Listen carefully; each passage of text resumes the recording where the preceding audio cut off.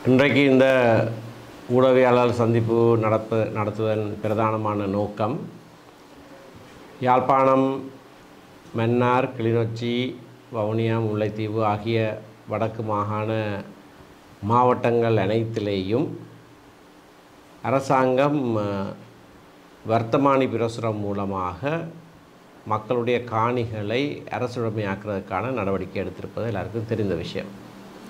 March மாதம் 28ஆம் தேதி இந்த விடயம் வர்த்தமானியிலே பிரசுரிக்கப்பட்டிருக்கிறது. அந்த குறித்த சட்டம் ஒரு பழைய சட்டம், பிரித்தானிய காலனித்துவ காலத்திலே உருவாக்கப்பட்ட சட்டம். அந்த சட்டத்தின் கீழே இந்த செயற்பாடு நடைபெற்றிருக்கக்கூடாது என்று நான் ஜனாதிபதிக்கு உடனடியாகவே கடிதம் ஒன்றை அனுப்பி வைத்திருக்கிறேன். இந்த பிரதேசத்திலே விசேஷமாக கரையோர பகுதிகளிலே தான் இந்த காணிகள் கூடுதலாக அடையாளப்படுத்தப்பட்டிருக்கின்றன. இந்த பிரதேசங்களிலே வாழுகிற மக்கள் பல தடவைகள் அவர்கள் இடம்பெயர்ந்த காரணத்தினாலும், சுனாமியினாலே பாதிக்கப்பட்ட காரணத்தினாலும், ஆவணங்கள் இழக்கப்பட்ட காரணங்களினாலும், பலர் அகதிகளாக இன்றைக்கும் வெளிநாடுகளிலே வாழ்ந்து கொண்டிருக்கிற காரணங்களினாலும் என்று பலதரப்பட்ட காரணங்களை முன்வைத்து இந்த சட்டம் இந்த நேரத்திலே பிரயோகிக்கப்படக்கூடாது, இந்த வர்த்தமானி பிரசுரம் உடனடியாக மீள கைவாங்கப்பட வேண்டும் என்று நாங்கள் கூறியிருக்கிறோம். அப்படி மே மாதம் 28ஆம் தேதிக்குள்ளே இது மீள கைவாங்கப்படாவிட்டால் நாங்கள் பாரியதொரு போராட்டத்தை அரசாங்கத்துக்கு எதிராக நடாத்துவோம் என்றும் ஏற்கனவே அறிவித்திருக்கிறோம். மே மாதம் 29ஆம் தேதி இந்த போராட்டம் ஆரம்பிக்கப்படும். இது நான் ஏற்கனவே கூறியதைப் போல ஒரு கட்சி சார்ந்த நடவடிக்கை என்று எவரும் கருதக்கூடாது. இது எங்களுடைய இருப்பின் மிக முக்கிய கூறாகிய நிலத்தை பற்றின விடயம். நிலம் இருந்தால்தான் இனம் தொடர்ந்து இருக்கலாம். ஆகையினாலே இந்த நடவடிக்கைக்கு எதிராக செய்யப்படுகிற போராட்டம் சகலராலும் ஆதரிக்கப்பட வேண்டிய ஒரு விடயம். அரசியல் கட்சிகள், சகல அரசியல் கட்சிகளுக்கும் நான் அன்பாக விடுக்கிற ஒரு வேண்டுகோள், இதிலே சேர்ந்து இணைந்து கொள்ளுங்கள். இது ஒருவர் அல்லது ஒரு கட்சி நடத்துகிற போராட்டமாக கருதாமல் நாங்கள் அனைவரும் இணைந்து செய்கிற போராட்டமாக இருக்க வேண்டும். பொது அமைப்புகள், மக்கள், விசேடமாக பாதிக்கப்பட்ட மக்கள் இதிலே இணைந்து கொள்ள வேண்டும்.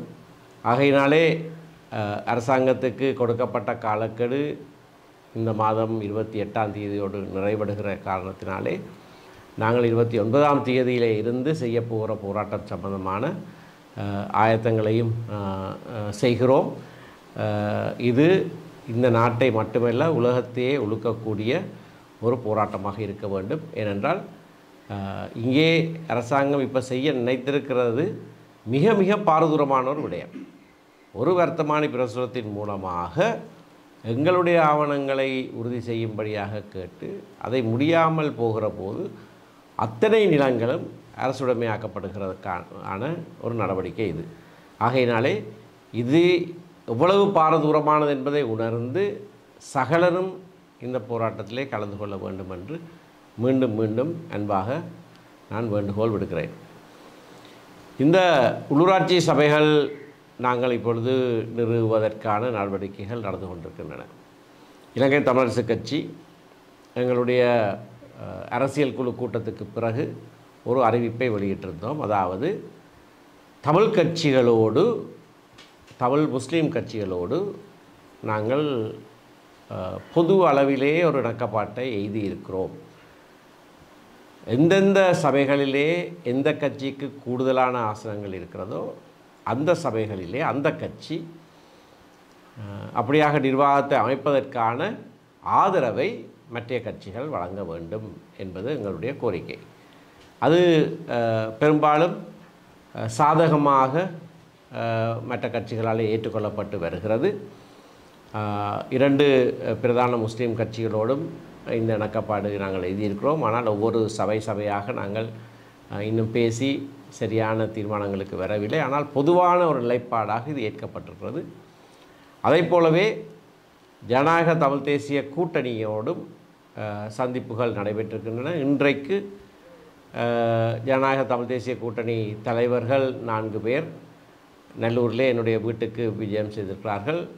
எங்களுடைய கட்சி தலைவர் திரு CVK சிவஞானமும் நானும் அவர்களை என்னுடைய வீட்டிலே சந்தித்து உரையாடி இருக்கிறோம். திரு சித்தார்த்தன், திரு செல்வம் அடைக்கலநாதன், திரு சுரேஷ் பிரேமச்சந்திரன், வேந்தன் என்கின்ற ஜனநாயக போராளிகள் கட்சியினுடைய தலைவர் சேர்ந்து நாங்கள் பேச்சுவார்த்தைகளை முன்னெடுத்திருக்கிறோம். இந்த பேச்சுவார்த்தைகளிலேயும் நான் ஏற்கனவே குறிப்பிட்ட இந்த பொது இணக்கப்பாடு எய்தப்பட்டிருக்கிறது. ஆனால் அதோடு சேர்ந்து ஜனநாயக தமிழ் தேசிய கூட்டணியினர் இன்னொரு கோரிக்கையையும் முன்வைத்திருக்கிறார்கள். இந்த சபைகள் அனைத்தையும் நாங்கள் எடுத்து பார்ப்போமாக இருந்தால் அநேகமான சபைகளிலே இலங்கை தமிழரசு கட்சி தான் கூடுதலான ஆசனங்களை பெற்ற கட்சியாக இருக்கிறது. ஆகையினாலே தவிசாளர் நியமனத்தை பொறுத்தவரையிலே இந்த உடன்பாட்டிற்கு அமைய இலங்கை தமிழரசு கட்சிக்குத்தான் அந்த தவிசாளர் பதவி செல்ல வேண்டும். கணிசமான ஆசனங்கள் மற்ற கட்சி ஒன்றுக்கு இருந்தால் அந்த கட்சிக்கு பிரதி தவிசாளர் பதவி வழங்கப்படலாம் என்பது எங்களுடைய யோசனை. ஆனால் ஜனநாயக தமிழ் தேசிய கூட்டணியினர் இன்றைக்கு எங்களை சந்தித்த போது இதற்கு மேலதிகமாக சில சபைகளிலே தங்களுக்கு தவிசாளர் பதவியையும் கொடுத்தால் என்ன, அப்படி நீங்கள் கொடுக்கலாம் தானே என்று ஒரு விண்ணப்பத்தை முன்வைத்திருக்கிறார்கள். ஒரு நல்லிணக்க அடிப்படையிலே மிக அதிகமான சபைகளிலே தமிழரசு கட்சி தான் ஆட்சி அமைக்கிற சூழ்நிலை இருக்கிற காரணத்தினாலே நாங்கள் சேர்ந்து பயணிக்கிறதன் நல்லிணக்க அடிப்படையிலே தங்களுக்கு இன்னொரு 4 சபைகளிலே தவிசாளர் பதவியை விட்டு தருமாறு கேட்டிருக்கிறார்கள். குறிப்பாக மானிப்பாய், வெளிகாமம் கிழக்கு, சாவச்சேரி பிரதேச சபை மற்றும் மாந்தை மேற்கு பிரதேச சபை. இந்த விடயத்திலே எங்களுடைய கட்சியுடைய தீர்மானம் ஒன்று இருக்கிற காரணத்தினாலே அதுக்கு விதிவிலக்காக நாங்கள் நடப்பதாக இருந்தால் திரும்பவும் கட்சி தீர்மானம் ஒன்று எடுக்க வேண்டி இருக்கும் என்பதை நாங்கள் அவர்களுக்கு தெரியப்படுத்தி இருக்கிறோம். அது மட்டுமல்லாமல் இந்த பொதுவான இணக்கப்பாட்டுக்கு மாறாக அல்லது விதிவிலக்காக செயற்படுவதாக இருந்தால் அந்தந்த பிரதேசத்திலே இருக்கிற எங்களுடைய கட்சி செயற்பாட்டாளர்களோடும் நாங்கள் கலந்துரையாட வேண்டும். ஆகையினாலே எங்கே இது சாத்தியம் அல்லது இது சாத்தியமா என்கின்ற விடயங்களை நாங்கள் ஆராய்ந்து அவர்களுக்கு மறுமொழி கொடுப்பதாக சொல்லியிருக்கிறோம். பொதுவான இணக்கப்பாட்டுக்கு அவர்களும் ஒத்து வருகிறார்கள். ஆகையினாலே அந்த அடிப்படையிலே இந்த சபைகள் அமைக்கிற விவகாரம் நடைபெறும் என்று நாங்கள் நம்புகிறோம். சபைகள் அமைக்கிற விவகாரத்திலே கூடுதலான ஆசனங்களை கொண்ட கட்சி சபைகளை அமைப்பதற்கு இடம் கொடுக்க வேண்டும் என்று நாங்கள் கேட்டது வடக்கு கிழக்கு மாகாணங்களிலே இலங்கை தமிழரசு கட்சி போட்டியிட்ட சபைகளிலே மட்டும்தான். சில நாட்களுக்கு முன்னர் ஜனாதிபதி அவர்கள் ஜேபி கட்சியினுடைய ஆரம்ப 60 வருட நிறைவை ஒட்டி அவர்கள் நடத்தின கூட்டத்திலே அவர்களுடைய தலைவர் ஜனாதிபதி அனுரகுமார திசாநாயக்க அவர்கள் சில கருத்துக்களை முன்வைத்திருக்கிறார். அதாவது நாடு பூராகவும் தங்களுக்கு மக்கள் ஆணை கொடுத்திருக்கிறார்கள் என்றும் அதற்கு மாறாக உள்ளூராட்சி மன்ற சபைகளிலே எதிர்க்கட்சிகளிலே இருக்கிற கட்சிகள் ஆட்சி அமைக்க முனைந்தால் அது மக்கள் கொடுத்த ஆணைக்கு மாறானதாக இருக்கும் என்றும் அப்படி செய்ய நினைத்தால் 4-5 மாதங்களுக்குள்ளே சட்டத்தை கூட நாங்கள் மாற்றி அமைத்து விடுவோம் என்று ஒரு எச்சரிக்கை விடுத்திருக்கிறார். இது ஜனநாயக விரோத செயற்பாடு. மக்கள் தேர்தலிலே வாக்களித்திருக்கிறார்கள். மக்கள் வாக்கினால்தான் அவரும் ஜனாதிபதியாக வந்திருக்கிறார். 50% வாக்கை கூட பெறவில்லை, 42% வாக்கை பெற்று, ஆனால் முறைமையின்படி அவர் ஜனாதிபதியாக வந்திருக்கிறார். அப்படிப்பட்டவர் எங்களுக்கு 3/2 பெரும்பான்மை இருக்கிறது, பாராளுமன்றத்திலே சட்டத்தை கூட நாங்கள் மாற்றி இந்த சபைகளுடைய ஆதிக்கத்தை நாங்கள் எடுத்து விடுவோம் என்ற தோரணையிலே எச்சரித்திருப்பது துரதிர்ஷ்டவசமான ஒரு விஷயம்.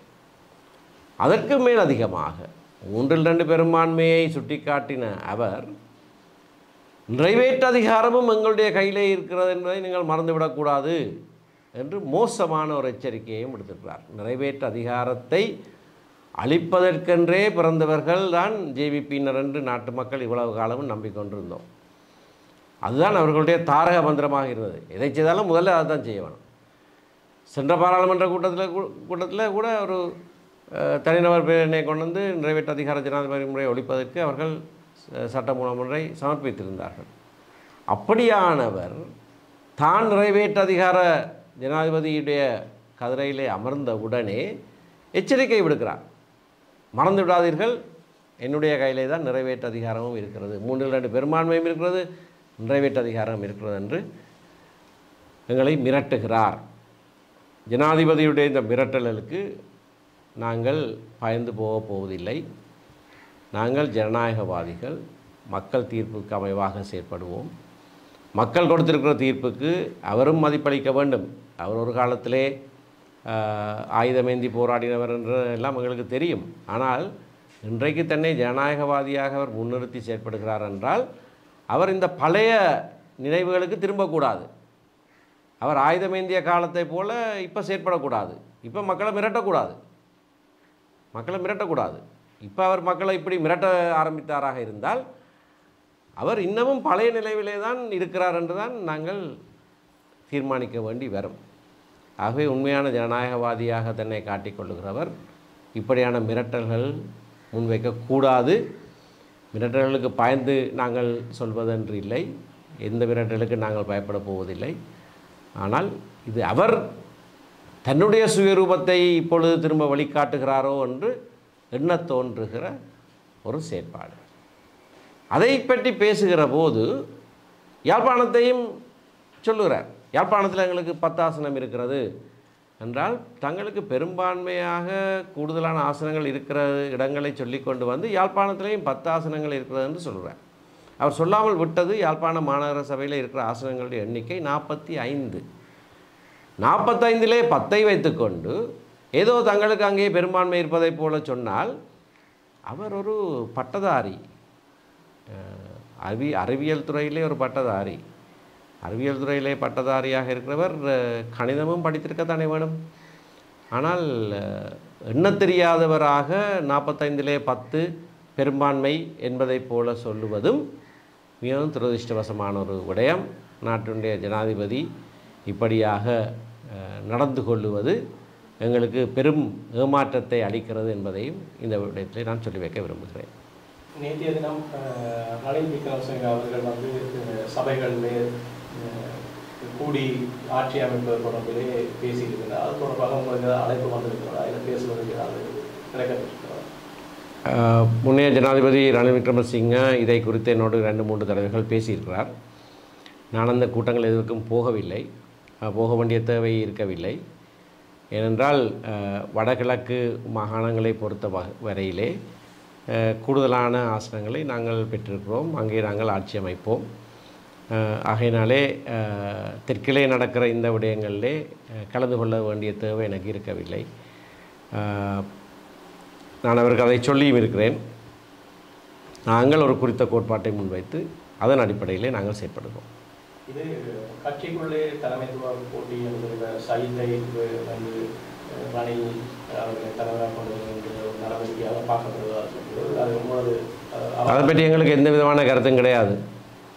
இது எங்களோட சம்பந்தப்பட்ட விஷயமே இல்லை.